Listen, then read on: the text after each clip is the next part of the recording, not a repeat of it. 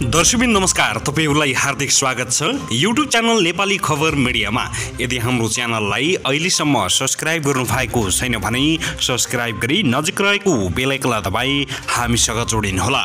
दर्शकबिन फेरि पनि हामी तपाईहरुमाझ विशेष खबरका साथ उपस्थित भइसकेका छौं। यो भिडियोलाई अन्तिमसम्म हेरी हामीले साथ दिनुहोला।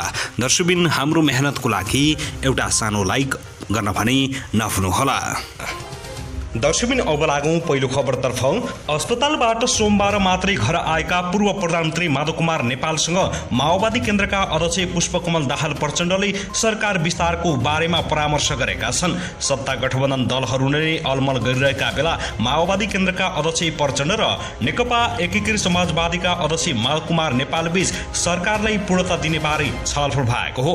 प्रधानमन्त्री शेरबहादुर देउवाले सत्ता गठबन्धन दलसँग मन्त्रीहरूको सूची मागे पनि भने जस्तो मन्त्रालय नपाए सरकारमा नजाने भन्दै माधव कुमार नेपालको पार्टीले अडान राखेपछि आज बिहानै दुई अध्यक्ष बीच भेटघाट भएको हो। 5 दिन त्रिवी शिक्षण अस्पतालमा भर्ना भई उपचाररत नेकपा एकीकृत समाजवादीका अध्यक्ष माधव कुमार नेपाल सोमबार मात्रै अस्पतालबाट डिस्चार्ज भएपछि प्रचण्ड नेपाल बीच भेटवार्ता भएको छ। प्रधानमन्त्री शेरबहादुर देउवाले मन्त्रीहरूको नाम पटक पटक दिन आग्रह गरे पनि सत्ता गठबन्धन दलभित्र मन्त्रालय भागबण्डा मिल्न नसक्दा मन्त्री परिषद विस्तारमा ढिलाइ हुँदै आइरहेको छ।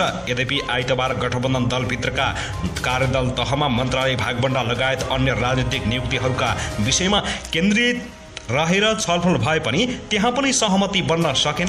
दलहरूबीच असमझदारी उत्पन्न भएको छ, त्यो बाहिर आएको छैन। गठबन्धन निकट एक नेताले भने माधव नेपालले आफूले भने जस्तो मन्त्रालय नपाई सरकारमा नजाने चेतावनी दिएका छन्। चुनावसम्मकै गठबन्धन कायम गर्ने गरी बनेको यो सरकारमा नेपाल पक्षले मन्त्रालय भागबण्डाको विषयमा असन्तुष्टि जनाएपछि देउवाले सरकार विस्तार गर्न सकेका छैनन् भने प्रचण्ड अप्ठ्यारोमा परेका छन्। प्रचण्डले सोमबार मात्रै नेता नेपाल अस्पतालबाट डिस्चार्ज भएपछि सोमबार साँझसम्म सम्भवतः मन्त्री परिषद विस्तार हुने पार्टी निकट बुद्धिजीवी संगठनको राष्ट्रिय भेलामा बताएका थिए। माधव नेपालको निवास कोटेश्वरमै नेपालसँग भेट गर्न पुगेका प्रचण्ड मन्त्री परिषद विस्तारमा अब ढिलाइ गर्न नहुने पक्षमा छन्। उनले आजै प्रधानमन्त्रीसँग पनि यस विषयमा कुरा गरेर आफ्नो पार्टीका तर्फबाट भने साँझसम्ममै नाम टुङ्गो लगाई प्रधानमन्त्रीलाई बुझाउने तयारी गरेको माओवादीका एक स्थायी कमिटी सदस्यले जानकारी दिएका छन्। सोमबार प्रचण्डसँग प्रधानमन्त्री देउबाका प्रतिनिधिका रूपमा कानून मन्त्री ज्ञानेन्द्र बहादुर कार्कीले खुमलटारमै पुगेर भेटवार्ता गरेका थिए। त्यसपछि साँझ नै प्रधानमन्त्री देउबा र माओवादी केन्द्रका अध्यक्ष प्रचण्डका बीचमा बालुवाटारमा भेटवार्ता पनि भएको थियो। झन्डै 1.5 घण्टा प्रधानमन्त्री र प्रचण्डका बीच भेटवार्ता भएपछि आज बिहानै प्रचण्ड सत्ता गठबन्धनकै अर्को दल नेकपा एकीकृत समाजवादीका अध्यक्ष माधव कुमार नेपालसँग भेट गर्न खुमलटार पुगेका हुन्।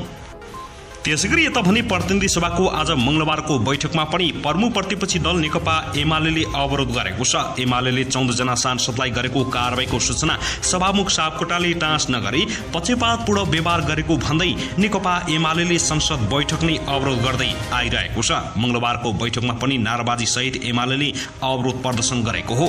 नेकपा एमाले सांसदहरूको विरोधका बीच प्रधानमन्त्री शेरबहादुर देउबाको तर्फबाट कानून न्याय तथा संसदीय मामिला मन्त्री ज्ञानेन्द्र बहादुर कार्कीले राष्ट्रिय दलित आयोगको वार्षिक प्रगति प्रतिवेदन 2076-77 प्रतिनिधि सभामा पेश गरेका छन्। एमाले सांसदहरूले कालो धन चाहिँदैन, देश लुट्न पाइँदैन, संसदीय सर्वोच्चता कायम कर, पार्टी फुटाउने षड्यन्त्र मुर्दाबाद, यथास्थितिमा संसद चल्दैन, गैर सांसदलाई प्रवेश निषेध कर, पदीय मर्यादा कायम कर लगायतका विभिन्न खाले नारा लगाएका छन्। प्रतिनिधि सभाको आगामी बैठक असोज 22 गते दिउँसो 1 बजेका लागि बोलाइएको छ।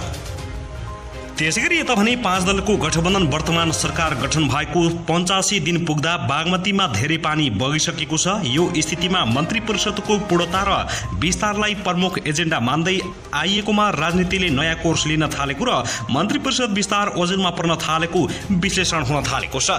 वर्तमान सरकारका वरिष्ठ मन्त्रीसँगै सत्तारूढ गठबन्धनको प्रमुख घटक नेपाली कांग्रेसका शीर्ष नेताहरूले समेत मन्त्री परिषद विस्तारलाई कम महत्त्वमा राखेर तथा मन्त्री परिषदको विस्तारलाई भाड्ने गरी सार्वजनिक रूपमा प्रतिक्रिया व्यक्त गर्न थालेका छन्। महाधिवेशन आउन 2 महिना पनि समय बाँकी नभएको अवस्थामा नेपाली कांग्रेसका शीर्ष नेताहरूले समेत प्रधानमन्त्री देउबामाथि अर्ली इलेक्सनका लागि दबाब दिन थालेका छन्। प्रधानमन्त्री देउबा स्वामीले पनि मन्त्री परिषद विस्तारका सम्बन्धमा गम्भीर शर्त अगाडि सारेर माओवादी केन्द्रका अध्यक्ष प्रचण्ड र नेकपा एकीकृत समाजवादीका अध्यक्ष माधव नेपालमाथि दबाब बनाउन थालेका छन्। गठबन्धनमा सामेल हुने भनिएका नेकपा एकीकृत समाजवादी यथास्थितिमा मिलेनियम च्यालेन्ज कर्पोरेसनलाई अनुमोदन गर्न नहुने अडानमा रहेको छ भने गठबन्धनको अर्को दल जनता समाजवादी पार्टी भने चाँडो एमसीसीलाई संसदबाट अनुमोदन गरेर अगाडि बढाउनु पर्ने पक्षमा उभिएको छ।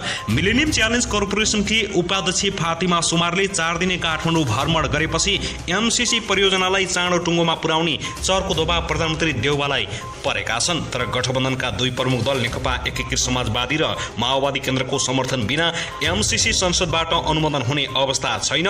यही कारणले गर्दा प्रधानमन्त्री देउबाले मन्त्री परिषद विस्तारका लागि संसदबाट एमसीसी अनुमोदन हुने शर्त माओवादी अध्यक्ष दाहाल र नेकपा समाजवादीका अध्यक्ष माधव कुमार नेपाल समक्ष राखेर धर्म सङ्कटमा पारेको दाबी स्रोतले गरेको छ। स्रोतका अनुसार यदि आफ्नो यो शर्त माओवादी अध्यक्ष दाहाल र नेकपा एकीकृत समाजवादी अध्यक्ष नेपालले स्वीकार नगरे ताजा निर्वाचनमा जाने धम्की समेत प्रधानमन्त्री देउबाले दिएका छन्। प्रधानमन्त्री देउबा आगामी 2078 मङ्सिर 9 गतेबाट हुने पार्टीको 14औं महाधिवेशन सम्पन्न भएपछि मुलुकको राजनीतिका सम्बन्धमा साहसिक निर्णय गरेर कोर्स परिवर्तन गरेर अगाडि बढ्ने संकेत देखाएका छन्। दर्शकबिन त्यसगरी यता भने प्रधान न्यायाधीश चोलेन्द्र शमशेर जबराले सर्वोच्च अदालतका न्यायाधीशहरूको पूर्ण बैठक बोलाएका छन्। सोमबार दिउँसो 1 बजे बस्ने गरी बैठक बोलाइएको सर्वोच्चका प्रवक्ता बाबुराम दाहालले जानकारी दिएका हुन्। आज उहाँले नियमित बैठक नै बोलाउनु भएको हो। उनले भने दशैं बिदाको समयमा कसरी मुद्दाहरूमाथि सुनाइ गर्ने भन्ने विषयमा छलफलको एजेन्डा मात्र रहेको छ। प्रधान न्यायाधीश जबराले मन्त्री परिषदमा आफ्नो कोटाबाट पनि मन्त्री बनाउनु पर्ने माग राखेको कुरा निकै चर्चामा रहेको छ। तर सर्वोच्च अदालतले सोमबार नै विज्ञप्ति जारी गरेर खण्डन गरिसकेको जानकारी दिएको छ। त्यस्तै उता भने नेकपा माओवादी केन्द्र निकट विद्यार्थीहरूको संगठन अखिल क्रान्तिकारीको जारी 22औं राष्ट्रिय सम्मेलनमा नेतृत्व चयनका विषयमा विवाद हुँदा कुर्ची हानाहान भएको छ। काठमाडौँको बबरमहल स्थित कार्के ब्याङ्केट प्यालेसमा सोमबार राति नाराबाजी र कुर्ची हानाहान भएको हो। विधान विपरीत सदस्य संख्या थप्न खोजेपछि विवाद भएको छ। विधानमा 25 पदाधिकारी सहित 179 सदस्यीय कार्य समितिको व्यवस्था भए पनि सबै आकांक्षीलाई अटाउन भन्दै पार्टीले 55 जना पदाधिकारी सहित 179 जनाको समिति बनाउने निर्णय सुनाएपछि विवाद भएको विद्यार्थी नेता निर्मल लामाले जानकारी दिएका छन्। उनका अनुसार महासचिव पदमा कुरा नमिल्दा पनि हाल उग्र बनेको छ। पार्टीका महासचिव दिपेश पुनलाई तोकेर पठाएको र घोषणा गर्न खोज्दा हलमा कुर्ची हानाहान भएको बताइएको छ। त्यसक्रममा रञ्जित तामाङ सहित करिब 1 दर्जन विद्यार्थी नेताहरू घाइते भएका छन्। 3 दिनमा सकिने तय गरेको सम्मेलन विवादका कारण फेरि लम्बिएको छ। पार्टी अध्यक्ष पुष्पकमल दाहाल प्रचण्डले अध्यक्षमा पञ्चसिंहलाई अध्यक्ष तोकेका थिए भने अध्यक्ष बाहेक अन्य पदाधिकारी चयन हुन बाँकी छ। विद्यार्थी संगठनका फ्याक्सन इन्चार्ज हितमान साक्यले अध्यक्षको घोषणा गरेपछि सबै पदाधिकारी एकैपटक घोषणा गर्नुपर्ने भन्दै प्रतिनिधिहरू आक्रोशित बनेका छन्।